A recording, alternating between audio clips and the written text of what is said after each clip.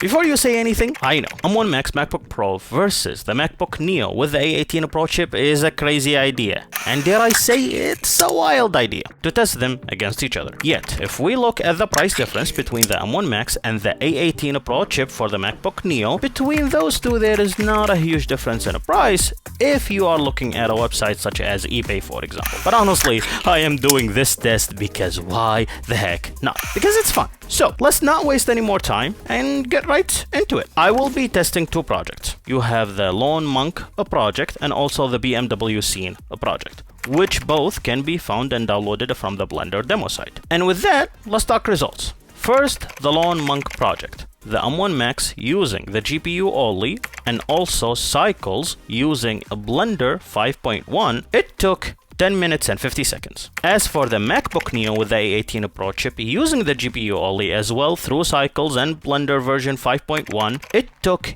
11 minutes and 13 seconds. Which means that the M1 Max chip is faster by about 3.5%, which is insane, by the way. Like, this is insane to say that. Considering all a few years ago, the M1 Max cost an arm and a leg compared to the MacBook Neo and its current price. Now, the Lone Monk project is meant to be a heavy render, but how about the BMW Scene? Well, with the same setup using cycles and GPU only and a Blender 5.1, we have the following numbers. The M1 Max took 12.94 seconds to render the BMW Scene. 18 Pro chip from the MacBook Neo took only 12.83 seconds to render the scene. And I would say that is actually in the margin of error, but still an insanely good results. And trust me, I was as shocked as you. So, 3D artists, you have no excuse right now to not create art.